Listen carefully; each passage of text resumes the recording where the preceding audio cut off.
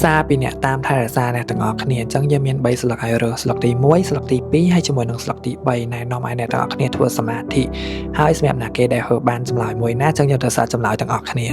គេអញ្ចឹងយកមកមើលសម្រាប់ដែលអ្នកគាត់ធ្វើស្លឹកទី1ណាឃើញថាអ្នកតាមថែសាគាត់ថាគាត់រៀងខ្លាំងមែនតែនមើលទៅបានមិនគាត់ឬក៏អីដែលគាត់អាចមើលថែយើងបានអញ្ចឹងណារៀងលក្ខណៈថាបើពេញ10ហ្មងគាត់បានប្រហែល8 9ដែរហើយ energy ដែលឡើងមកហ្នឹងគឺ The Emperor The Empress ហើយជាមួយនឹង Four of Wands គាត់ថាគាត់អាចនឹង energy គាត់អាចនឹងជួយវាច្រើនតាក់ទងជាមួយនឹងមនុស្សនៅក្នុងគ្រួសារសុខសប្បាយរឿងសុខភាពការធ្វើដំណើរទៅនេះមកនោះឬក៏អីចឹងណាហើយមួយទៀតដែលឃើញរឿងច្បាស់មែនតែនមកសម្រាប់ណាគេដែលអត់ទាន់មានគូចង់បានសង្សារឬក៏ជួបគូពិតប្រាកដអីចឹងណាគាត់ថានៅក្នុងពេលឆាប់ៗហ្នឹងគាត់អាចនឹងបណ្ដាល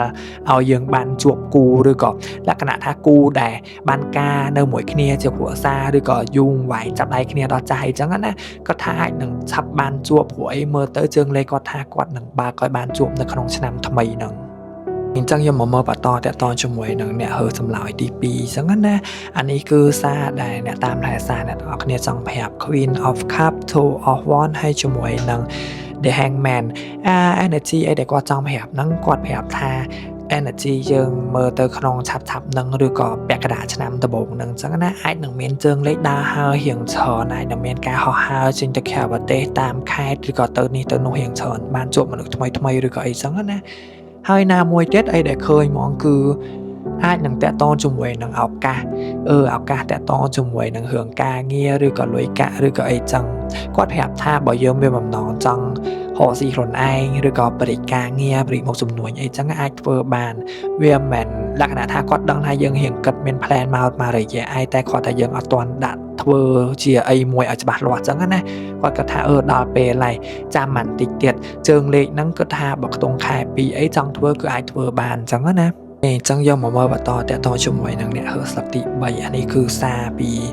អ្នកដែលតាមថែសារអ្នកទាំងអស់គ្នាអញ្ចឹងណាអត់ដឹងថាអ្នកហឺស្លឹកទី3ហ្នឹងគឺទៅធ្វើអីមកហើយពួកអីមានអារម្មណ៍ថា energy រៀងខ្មៅរៀង dark មែនតែនអាចនឹង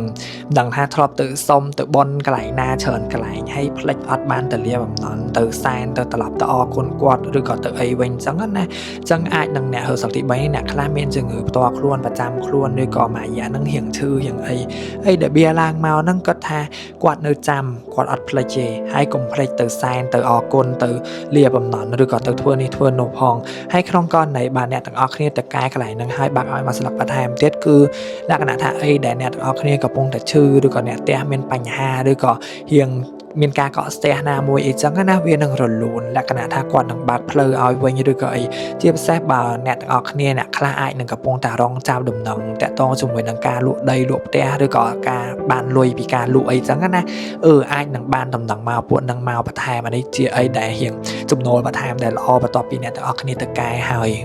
អូខេហ្នឹងហើយអ្នកទាំងអស់គ្នាអានេះគ្រាន់តែចង់ប្រាប់ថាគ្រាន់តែជា general reading ចឹងណាអាចនឹងអត់ត្រូវ 100% សម្រាប់អ្នកទាំងអស់គ្នាចឹងសម្រាប់ណាគេដែលមានចំណាប់អារម្មណ៍ចង់ធ្វើការទូទាយផ្ទាល់ខ្លួនឯងអាចឆាតនៅក្នុង inbox បាន